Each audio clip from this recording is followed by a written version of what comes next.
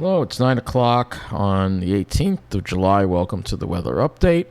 Transitional day today, but you can see we're still dealing with the smoke and the haze. And I was not feeling too well today. I didn't even go out because, I don't know, something happened to me last night. I don't know what, but I got really sick. I'm just going to put it that way. Let's go. It may have been due to the weather, or it might have been due to something that I ate, perhaps, that was contaminated with something. You gotta watch what you get at King Cullen. That's all I can say. Some of those King Cullens are nasty, and just put it that way. But anyway, I'm feeling somewhat better now. Just very tired. But anyway, I'll try to get through this weather update for you. You can see hazy sunshine, some clouds around today. Looking at the satellite imagery, dew points are finally coming down. Now, we have dew points now that have dropped into the mid-60s with a west wind.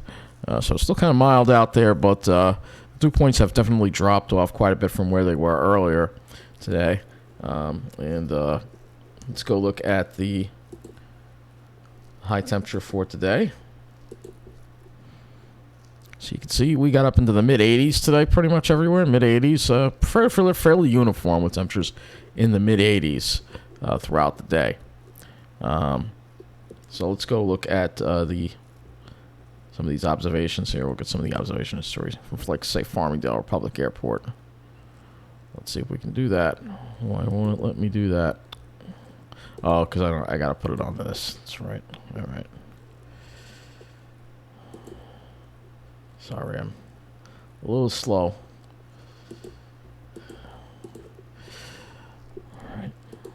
So right now it's 77 with a dew point of 64 at Farmingdale. And you can see that the dew points were much higher throughout much of the day here. Earlier in the afternoon, we had dew points still around 70. They didn't start dropping until after 5 o'clock. That's when we started seeing these dew points drop, as you see here on this observation here. You'll see that the dew points did eventually drop. There was some drizzle in the morning. It was humid. Then the dew points finally did start dropping by the afternoon. We started seeing 5 o'clock. We started seeing those dew points drop into the 60s with more of that westerly wind there, with the drier air coming in. So that brings us some relief today, which is good. Let's go to the underground map.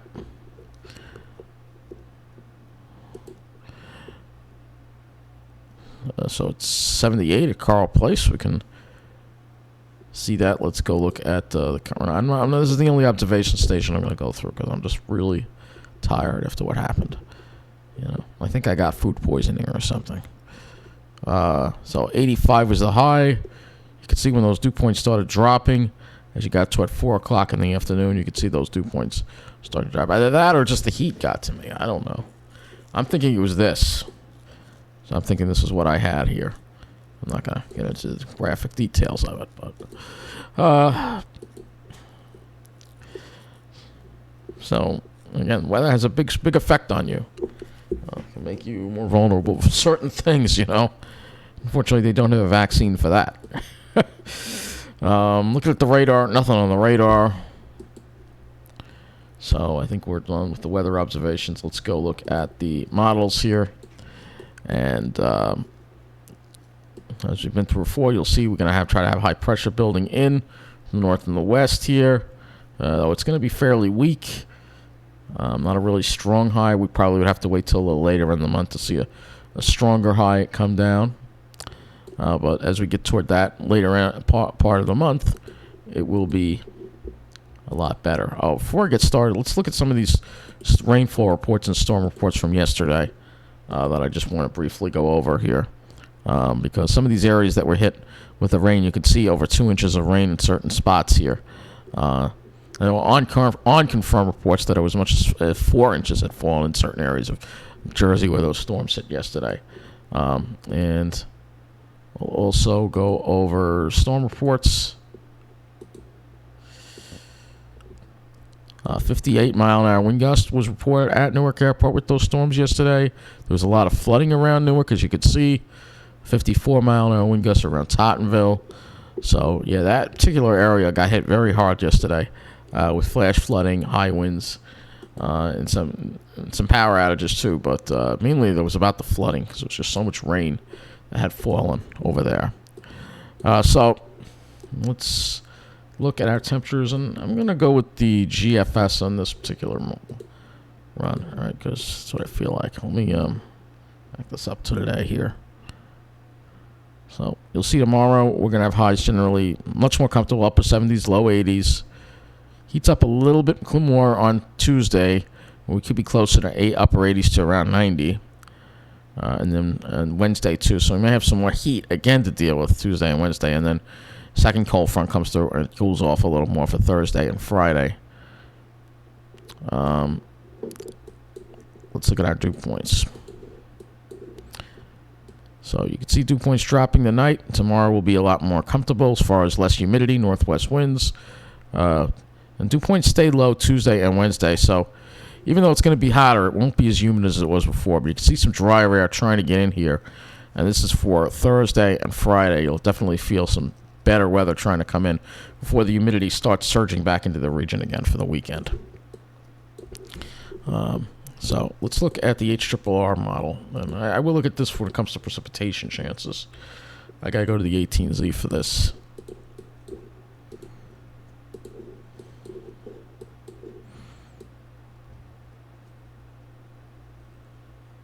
So you see just chances of widely scattered showers, and tomorrow it's popping some up. But generally very widely scattered. Tuesday is much less of that. And Tuesday might indicate to be mostly sunny. I'd have to go to the, we're going to go to the sky conditions next. All right? If you look at the GFS here, you see just slight chances of precipitation this week. So we shouldn't have any like crazy rainfall amounts. So let's go to the skies.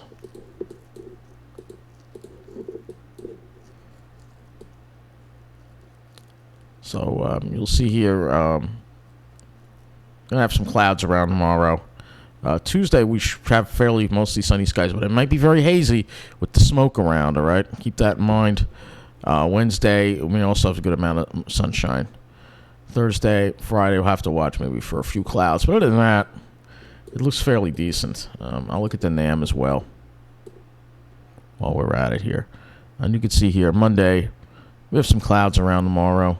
Tuesday, maybe starting off with clouds and then maybe more sunshine later on in the day. But like I said, the smoke, I don't think we're going to be getting rid of that anytime soon because of the these fires going. I mean, if you look at this other model here, which I have for you, now it's saying smoke. It's not showing the smoke map. Why is it not doing that? Here we go. This is the smoke map here. So if you look at this map right here on the left-hand corner, you can see all the smoke. It looks like the worst of it does seem to stay away from us, but look at all that smoke there that you can see. And we're going to go back to the satellite, and we're going to look at some high-resolution satellite images too. And not only you got all this smoke going on, but you have the flooding in Europe. They had insane flooding in Europe. It's just all these catastrophes. And I was researching it later. Maybe I just got sick from looking at all this stuff going on. It's unbelievable what's happening. It really is. So let's go and look at and you can see all the smoke there. You can go look at some other areas so we can see all the smoke and why. We're not really going to see any relief from it. Let's see, Great Lakes area. Let's do this. So you can see all the smoke. Put this 48. You see all the smoke there. There it is. So it's not going anywhere, and we're going to have a lot of this smoke. We're not going to really have any clean air for a while, unfortunately, because, again, these fires are still going. They're still going up there, especially in the West, but also in Canada as well. We have a Canadian one that we can use, too, as well. And you can sort of see all the smoke there that's still billowing out. Looks like a little less than it was before. It's these fires here in Manitoba and British Columbia. I wonder if they're a little more under control now. We're going to have to look at that in a moment. But let's look at the Pacific Northwest because we still have a lot of smoke going on from over there too.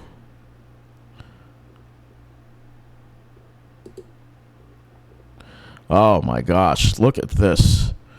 See, this is what's really insane. Look at this. This is the bootleg fire over here, and it is immense. It is completely out of control. And then there was another fire that developed over California. I think this is it's called the Tamarack fire over here. But this one here, the bootleg one, is huge. This fire is bigger than New York. It's almost twice the size of the New York City metro. I mean, look at how big that is. And you can see all the other fires going too, by the way. So you really get a good view here of these plumes of smoke coming out of these fires. It's absolutely insane what's happening. Interestingly enough, though, if you're on the coast of Oregon, you're having really nice sunny weather, actually, even though you're close to the fire, because, again, that wind is coming in off the Pacific Ocean. But this smoke is literally going around the whole country right now from these fires. It's unbelievable what's happening. It really is. Let's see. We have Northern Rockies here. Let's see if this...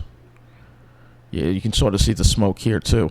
So you can see how thick it is everywhere. Look at that. So this is what we're going to be breathing in for a while, unfortunately. And it's not going to be good at all. This is just a whole haze of smoke here. This is, like I said, apocalyptic here. Apocalyptic. So let me go look at another model here. Another sky satellite image, so you can get an idea of why we're not really going to be getting a break from the smoke card. So here's another satellite image of it, and you can see just all the smoke just covering almost the whole country at this point. It does look like, all right, these are the fires in Canada right here. If we could get some rain on them, but they're still going too. So these are the fires in Canada here that are in Ontario, Western Ontario. You still have a look at all the smoke from British Columbia here. Look at all these fires. I mean, this isn't... Have you ever seen so many fires before? So it's just unbelievable what's happening. It really is unbelievable. And then you have all the floods in we're going to just briefly bring that up too. Western Europe floods.